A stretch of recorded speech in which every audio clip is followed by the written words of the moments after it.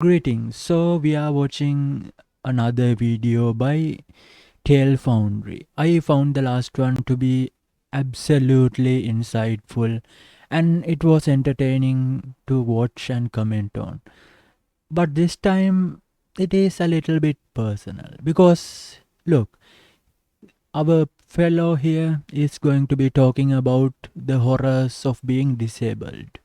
And I myself am a person who is disabled. So this is an interesting thing to see how a non-disabled person looks at us. And of course, how much of it is accurate and if it is weird stuff like eugenics and stuff.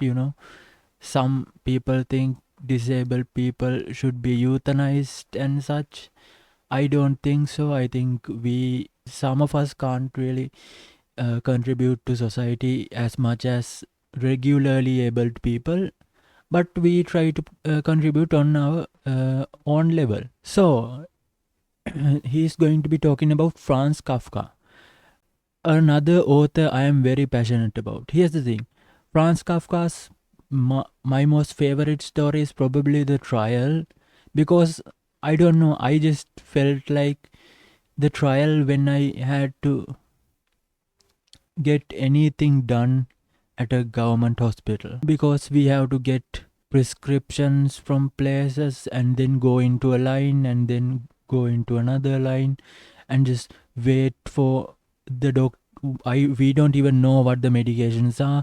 We are just given a receipt and we just stand in line hoping that this medicine will work.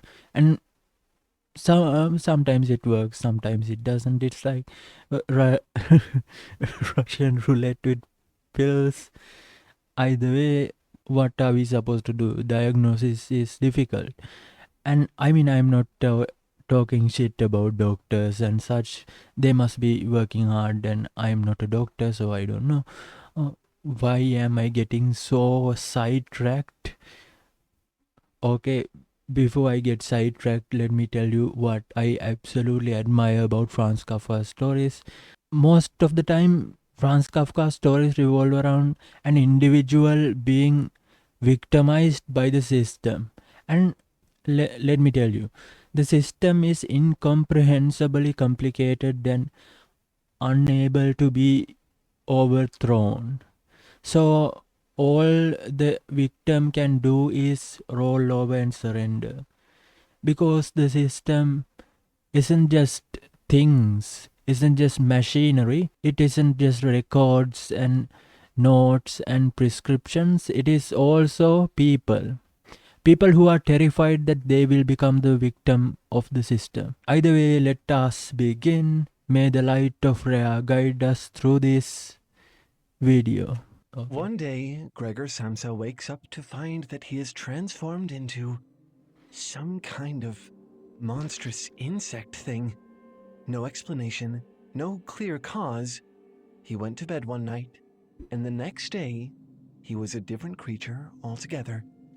This really reminds me of Junji Ito's stories, the people suddenly changing without even a simple explanation. People just change. In Slug Girl, the girl just has changed but has been hiding her tongue, which is now a slug, in her mouth, even though she is terrified of slugs.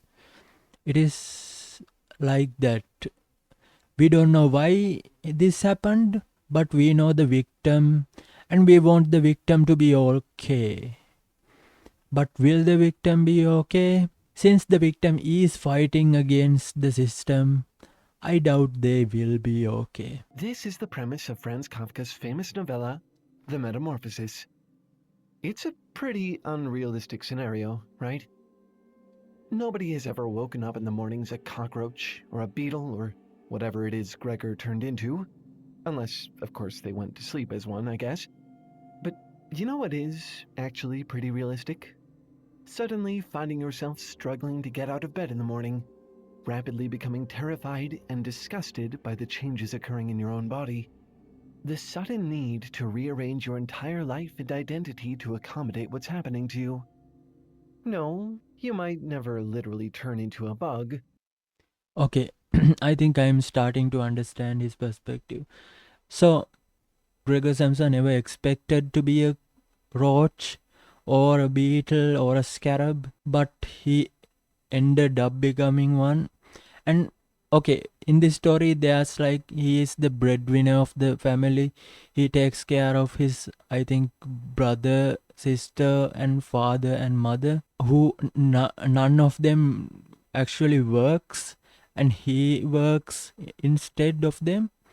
And all of a sudden, the single pillar that held up the family becomes a cockroach and is unable to work, throwing the family into chaos. This is an interesting little allegory for becoming disabled suddenly. Because, well, you can't really, expect or know when you are going to be disabled. All you know is that you can't do certain things and you can't feel certain things, and people look at you differently with pity and sometimes disgust in their eyes, and you yourself at certain times see yourself as a creature that deserves pity and disgust, which is a very pessimistic way to look at yourself. But I can understand being pessimistic and being disabled. It is very easy to fall into the downward spiral. Although I love spirals, I'm talking about Uzumaki, not the kind that is the downward spirals. Okay, let's move on. But all the other stuff that comes with it, that happens all the time. You're just not supposed to notice it.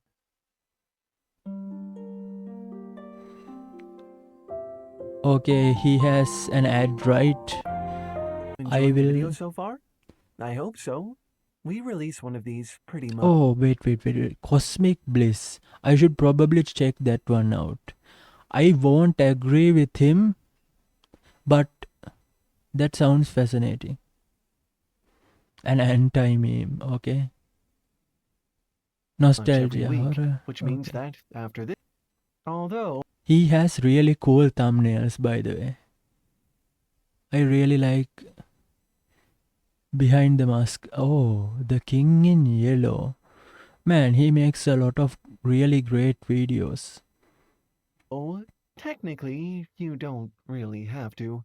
We've actually made a ton of stuff that is. Okay, I'm sorry, I'm getting sidetracked. Let's move on to. This is the, I don't know, Nebula. Okay, yes, Nebula. I'm not sure what kind of content is in Nebula, and I cannot afford it. But it seems nice. If you can, you should check them out. They are deserving of, whatever they get. I'm talking about money. Because they put a lot of effort into their content. Okay, now Honestly, I hope. one of everyone who checks it out, hero Gregor Samsa, is that he is the ultimate dutiful son. Ever since his father's business failed some years before, he's been the sole breadwinner of the family, working tirelessly to feed himself, his parents. Okay, so he's going to describe. Okay, and he doesn't have a brother. I thought there was a brother. Okay, fine. I read this like really long ago, so I can't remember all the details. I think there was some housemaid or something too. Didn't his brother cook or something? Or was it somebody entirely different? Okay, I can't remember the exact details, but I remember the theme and the cadence it was presented in. His 17-year-old sister, Greta, not to mention pay off his father's debts. Gregor accepts his life as a traveling cloth salesman. It pays well, and with it he's been able to buy a very nice flat for the four of them. In fact, he's doing so well, he's even been able to pay a servant girl and a cook to help out around the place. Okay, a servant girl and a cook. Okay, I think the cooking person is an entirely different person. Okay. This Christmas, he's planning on surprising his sister, who plays the violin, with a very expensive scholarship to a music conservatory. In financial terms, Gregor is pretty successful.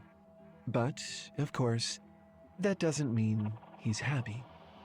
His job takes up most of his time and his thoughts, to the point that his mother worries about how he never goes out in the evenings. The only thing he does that even sort of counts as a hobby is cutting illustrations out of magazines. Okay, so here's another thing that can be so equivalent to what this story is trying to portray. This guy is weird. He doesn't enjoy the social life. All he does is work to gain money for his family. But people notice that he has some weird hobbies. Weird hobbies indeed. This could probably also be an allegory for being queer and part of the LGBT community. All the people that surround you only notice that you are weird and you have weird interests, and until you come out or until you are revealed to them, they will just assume you are weird. But then, depending on where you are, where I am, I would be considered a degenerate. If you were born in a place like, well, I don't know, Canada or something, you would probably be considered normal, a regular person.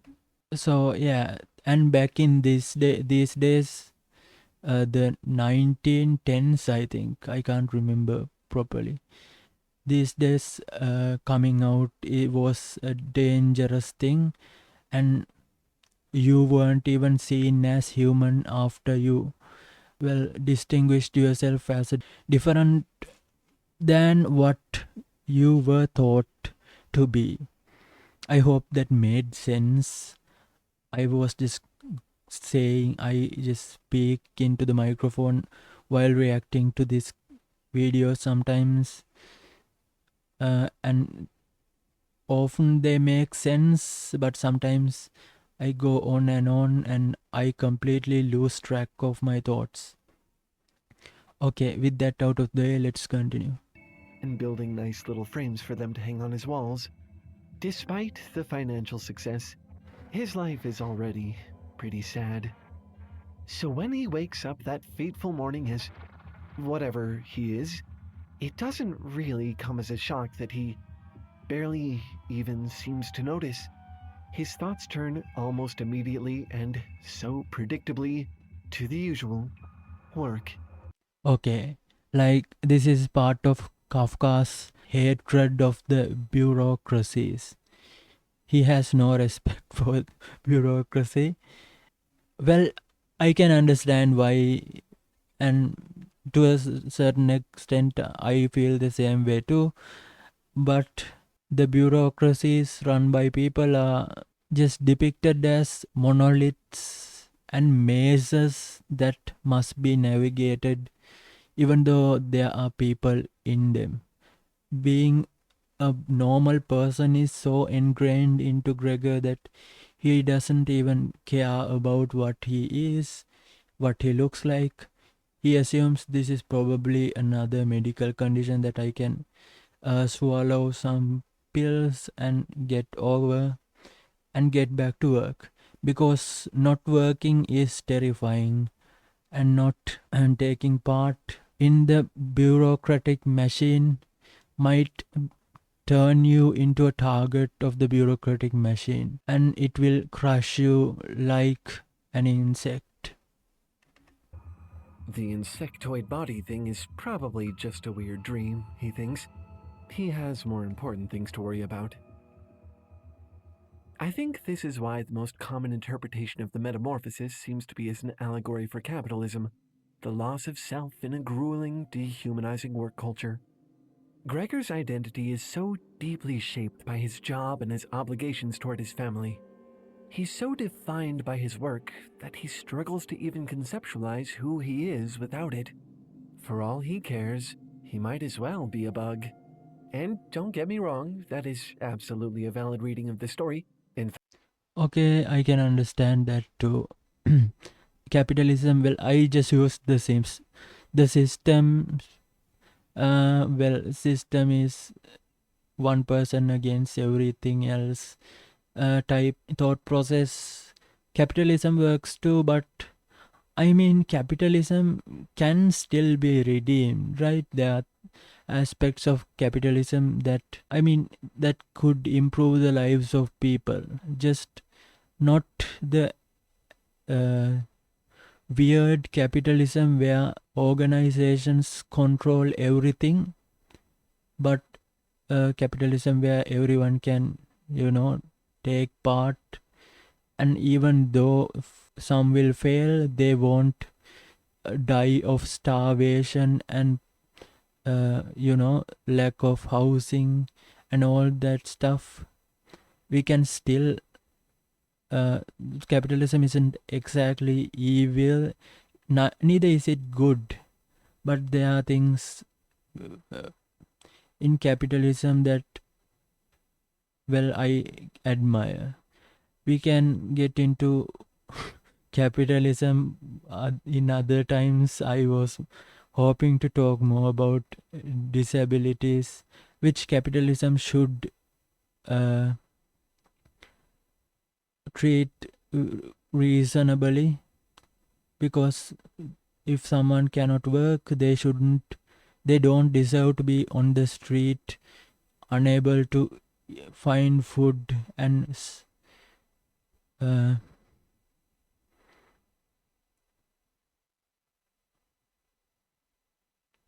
well, I guess starving. I did say unable to get food, didn't I? Okay, whatever. Something like that. Please let us continue. fact, I completely agree with it. But I would argue that Gregor's tragedy isn't just about his loss of individuality. It's also about his loss of ability. His new disability, if you will. In cultures like Gregor's, 1910s Germany for the record, people aren't just supposed to work. It isn't just a means to an end. In these environments, working is the end in and of itself. The fact that you don't just take resources from your society but give back to it in return, that's what makes you human. What gives Okay, so this type of ideology is really harmful. I mean, don't get me wrong, people should rely on other people, but people shouldn't expect things of other people just for helping them. That is like the karmic system, which I don't like. I will get into that in an entirely different video. Why the karmic system might not be as fair as what you might assume. But uh, let's look at this picture. If all that happens is uh, someone relying on another person because they can't help the other person to make money, then they are just a drain of resources, which is a terrible way to look at a person, because you can, because this is me. I think everyone has everyone deserves to live, at least until the apocalypse. Everyone deserves to live, no matter how much they don't contribute to the greater good of society, even if all they do is lay about. There's nothing wrong with that, but because people like to take responsibility and work. Those who cannot take responsibility, well, do not have to do that. I mean, there are certain exceptions when it comes to, you know, completely rejecting responsibility, because you need to take a bit, at least a bit of responsibility just existing in society, but you don't need to do a 9 to 5 job or make money to exist. That is a very cruel system. Okay, moving on. You, as a person, worth. So what happens if you live in a society like this and suddenly If you live in a society, oh, I don't know. you can't do that anymore? If no matter how much you might want to work, you simply find yourself unable to do so? What if you, say, develop a terrible illness or become gravely injured? Well, in that case, you become subhuman, in a sense, a parasite to the society that harbors you. Okay, this reminds me a lot of Osamu Dazai's No Longer Human, because in that story he's like, I don't feel the way normal people feel. I don't have the same desires the normal people have. I All I desire is for my suffering to end, and all I desire is to be normal and feel normal things, but I will never fit in. All I can do is wear a mask. So he considered himself no longer human. That is a really sad story, and one I kind of relate to. But that story is for another time. I intend to talk about that later. Just I was not prepared to get into that subject, but I should have expected that, since we are talking about disabilities and such. The poor guy was addicted to, I'm not sure what pills they were, but something. Or was he addicted to morphine? I Other way. Anyway, let's move on. Something like a person-sized beetle, perhaps? So, like I said, at first, Gregor isn't too concerned by his mysterious transformation. He's sure his family will know what to do. They'll get the doctor, and that will be that. Maybe they'll even think he's overreacting, and he'll be able to catch his 8 o'clock train after all. As he painstakingly turns the key to unlock his bedroom door with his new insectoid mouth, he imagines all the positive encouragement his family is about to give him. This is not, in fact, how they react. Gregor's family loves him, but they're repulsed by his new form. Okay, this is like really. This really reminds me of the queer thing, because people are like, well, you are still my child, but you need to stop that. You can't be that. You should hide who you are, or we will send you to a camp that will help you uh, overcome this disease. I guess that is how they saw it, right? Normal people being treated as freaks and humiliated and ostracized by the people they have depended on, and have depended on them, look at them like they are disgusting uh, things that are less than human. His mother faints the first time she sees him. His father cries. Gregor hides under a couch every time his sister comes in to give him food. because she can't bear to look at him. The servant girl he'd hired, having somehow caught a glimpse of him, begs to be released from her employment. No one blames her. Eventually, to spare all those around him the trauma of laying their eyes on him, Gregor is shut in his room all day. It sounds a little cruel in the Okay, that's just my life. Because I feel guilty about relying on certain people, I just close the door of my room and remain inside for most of the day. I don't even do anything because can't, I don't have the energy to just do stuff. I try to do that requires enormous amounts of willpower.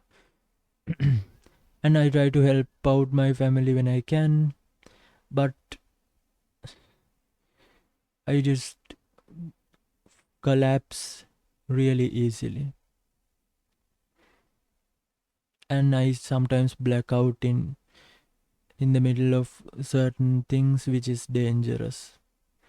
Okay, either way, enough about that. context of the story, but I mean, we really do have precedents for almost this exact behavior in real life. There's a long history of people with disabilities being depicted as monsters, or at the very least, as undesirables. If you have a shred of empathy, you probably find that concept offensive, and modern depictions of the trope usually revolve around how terrible it is, which is a heck of an improvement, certainly. But while representation of disability in media is getting better, outside of realistic dramas focusing on injury and illness, it still often glosses over some of the uglier aspects. Characters tend to have disabilities that are kind of palatable. They might be in a wheelchair or have lost a limb or an eye or even just have a badass scar across their face.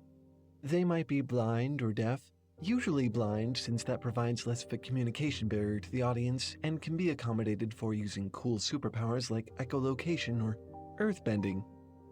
Your rugged leading man might get shot and walk with a limp. I mean, personally, here's the thing: JoJo's Bizarre Adventure Part 7 Steel Ball Run. That story did a really good job at portraying a disabled main character. The main character was straight up disabled. But here's the problem: it does a really good job at portraying the struggles of being, well, wheelchair bound and stuff. But in the end, he just heals himself because Jesus gives him the power to heal himself, and something like that, which is really sad because the whole story he's like working, he's like he uses his powers to just uh, fight beings that are much more powerful than him, and it is so cool.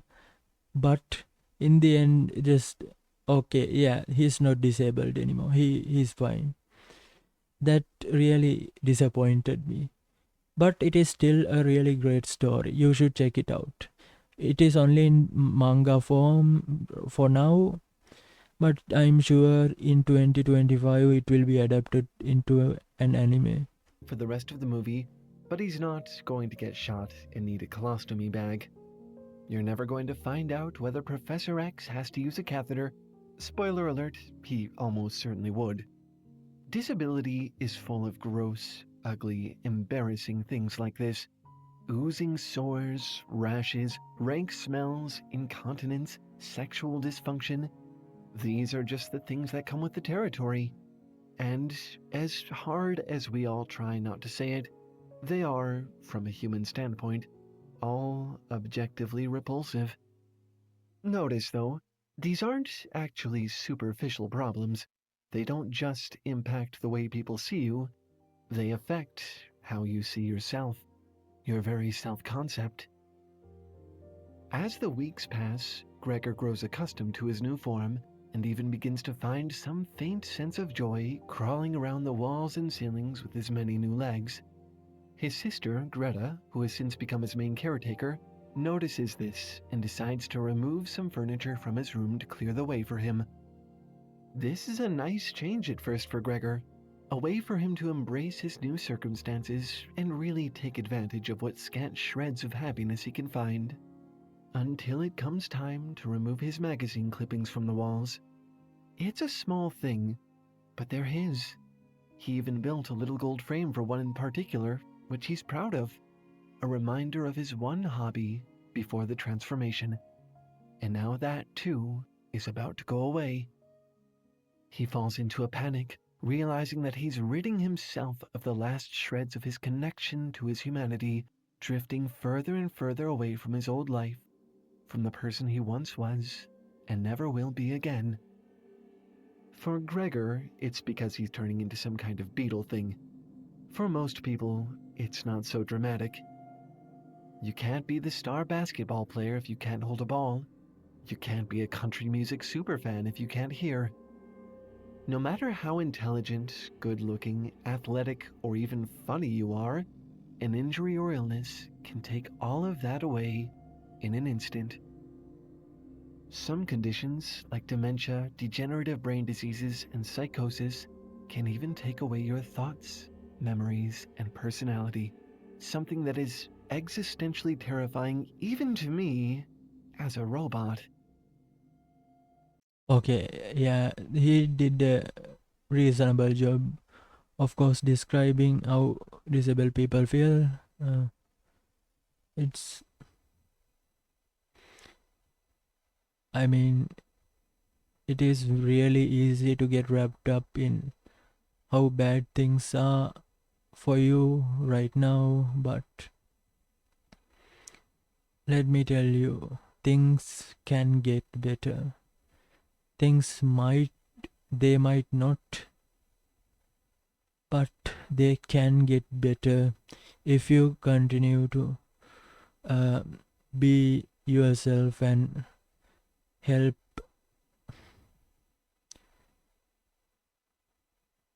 and find people who will support you and remain alive. I guess that's all I have to say. And I mean, yeah, it is disgusting having uh, certain types of disabilities to certain people. I mean, it might not even be a bigoted thing, it might be like a reaction to, you know, a visceral reaction to what someone looks like. It is tragic, but I don't think the people who are disgusted by people like us aren't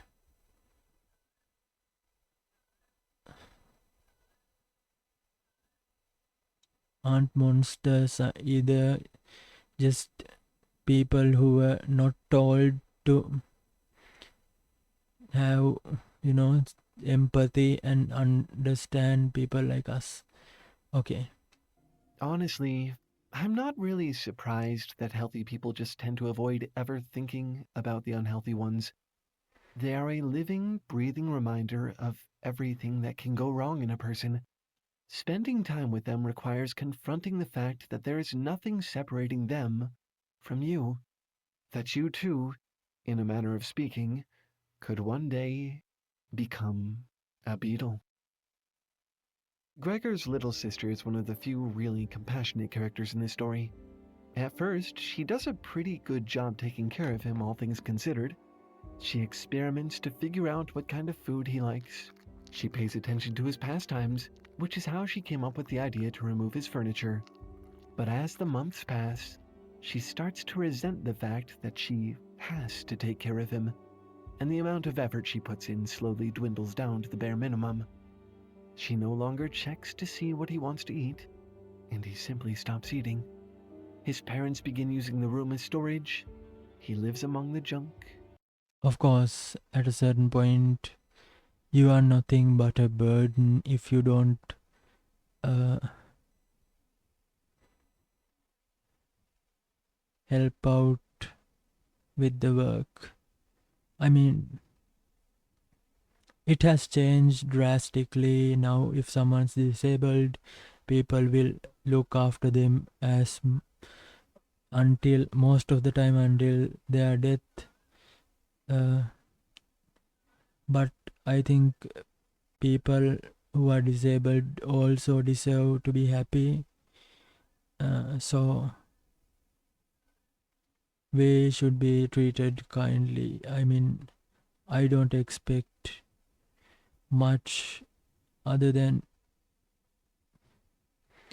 looking at me like I'm a freak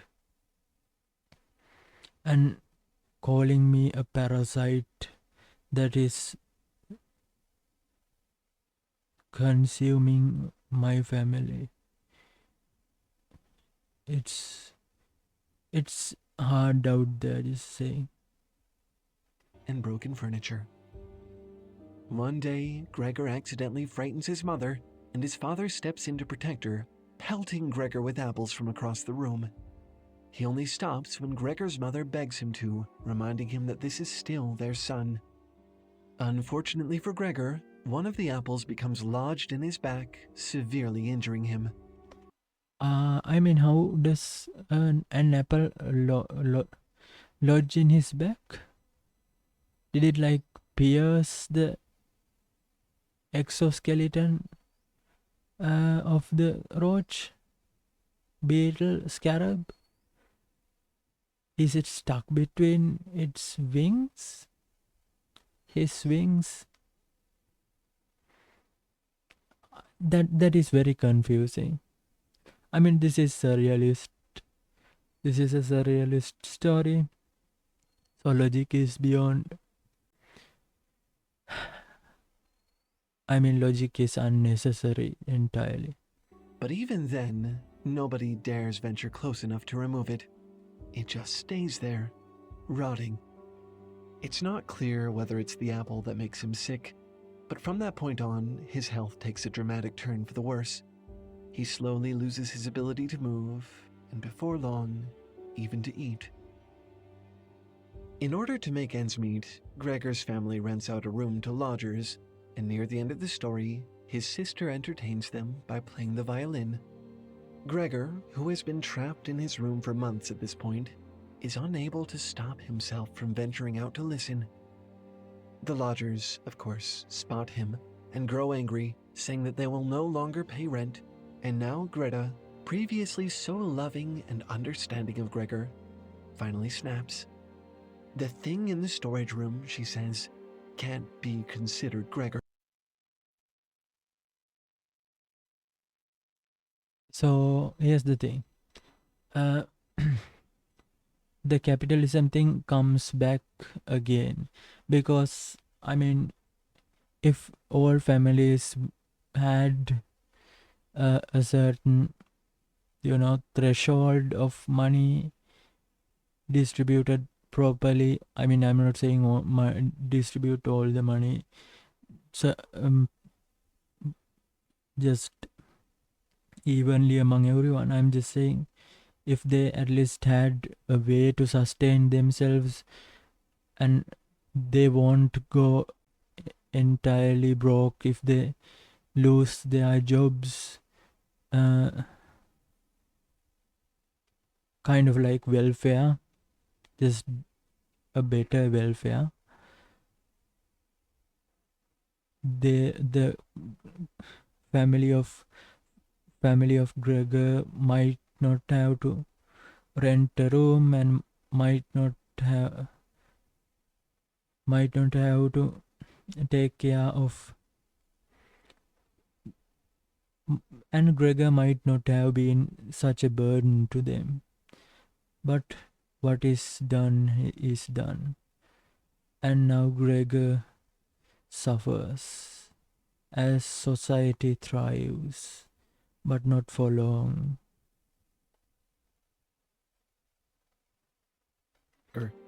It must have lost all lingering traces of humanity, because Gregor, she says, would have never put them all through this. He wouldn't have stuck around after his transformation. He would have left, allowing them to mourn him as if he had died. But it doesn't take a lot of effort to see the irony in this. Trying to listen to his sister play is one of the few joys he'd allowed himself in the 4 or so months since his transformation. Every other resource he had consumed had just been in the service of surviving. The reason she thinks Gregor is unbearably selfish is because she considers him just existing to be selfish. After all, he's taking and giving nothing back. He's a burden on his family. A parasite. Let's go melodies, psychedelic. That's kind of funny though, right? Because that's exactly how we could have described them at the story's start. Remember, Gregor was his family's sole breadwinner. He alone paid off his father's debt, bought the flat, and hired the servant.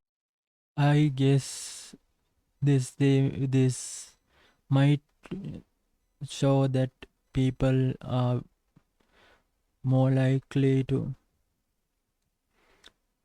I guess this tells us that we shouldn't expect anyone to be there for us when we are down.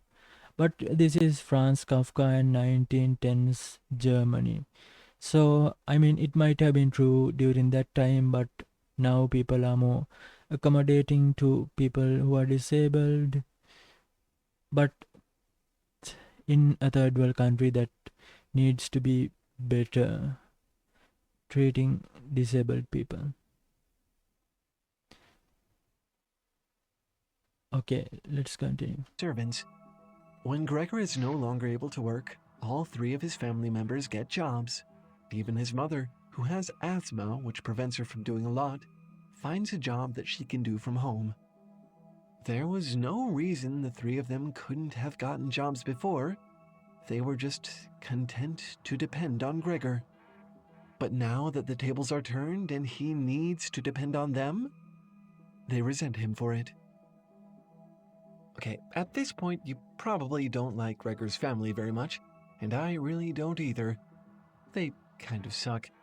But I do have some compassion for them too, because caregiving is really hard. In real life, some people with disabilities can require round-the-clock care, and if you're not a professional, just someone taking care of a loved one, none of those hours are paid. In fact, caregivers are often isolated in a way similar to the people they care for, struggling financially, unable to meet new people or go out with friends, having to quit jobs or school. All they get in return is the continued existence of their loved one, which, to the loved one in question, may not even seem like enough. It's not surprising then that severely disabled people are often racked with guilt for needing care in the first place. When Gregor Yeah, I can understand that when you rely on your family, you kind of feel useless and like a drain of resources. I mean, I did say that earlier. But the guilt really doesn't go away. I mean, I tried everything I can. I mean, sometimes it feels like the only way to stop them from worrying about me is to end it all. But at least I should at least survive until, I mean, as long as I can. That's all I can do now. And perhaps take comfort in creating these little nonsensical rants. Okay. This was a video that was a lot darker than I expected. Okay, moving on. overhears his sister's rant about how he must not even be Gregor anymore, he isn't angry. He accepts it. Even the part afterward where she says that they need to do something about the bug.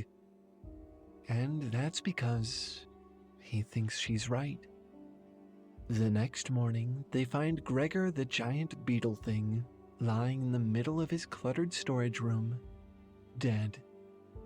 They do feel a little bad about it, but their main reaction is really one of relief. A weight from their shoulders has been lifted, and for the first time in months, they're able to look forward to the future with hope.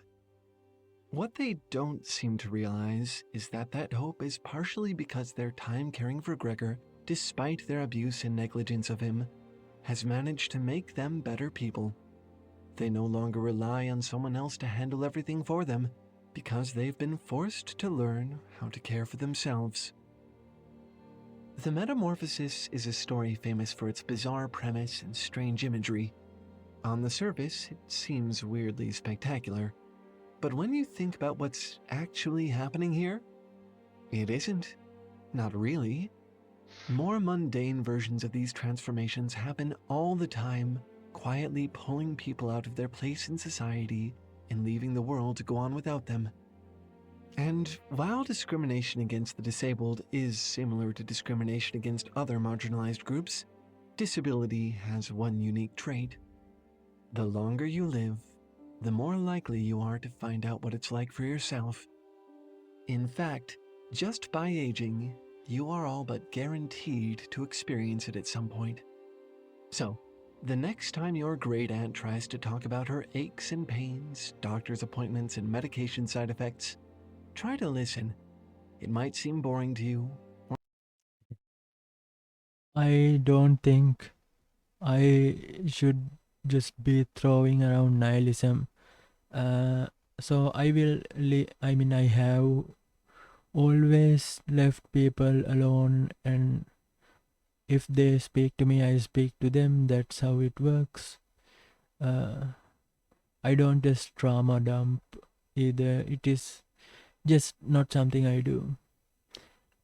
But sure, you should probably treat people with disabilities with kindness, and I'm not saying that because I am disabled, and I do prefer to be treated kindly, but because I think it is a healthy way to look at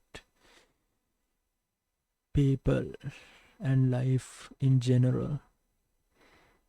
Or gross. It might make you uncomfortable. You might feel her pulling you into her world for a moment, away from the rest of society. Let her. Face the discomfort. Give her that grace. Because someday, when you inevitably become some kind of beetle thing, you'll want someone to do the same for you. And I'm afraid that's all for this week. And besides, that's not the only reason you should have, treat people who are disabled with kindness and take care of them. You should take care of them because you either value them or they mean a lot to you. I guess both of those requirements are the same thing. Those factors I meant. But we shouldn't just help people expecting other people to help us when we are disabled. We should help disabled people because they deserve to live, and what we can do to make them happy, we should probably do that. With that out of the way, I think his video is going to be promoting Nebula, which is a great service. I can't afford it. If you want to go check it out, here's the name.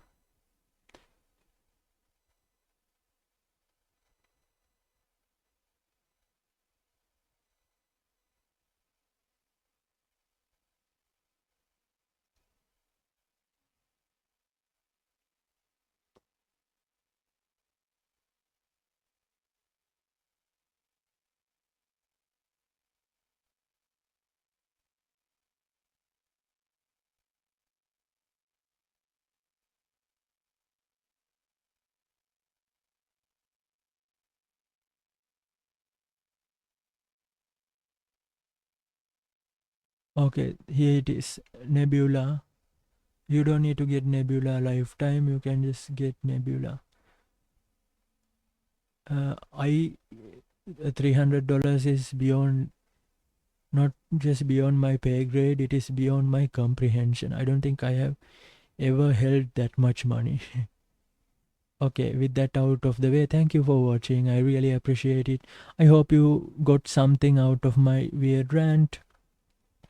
And maybe like and subscribe. Thank you.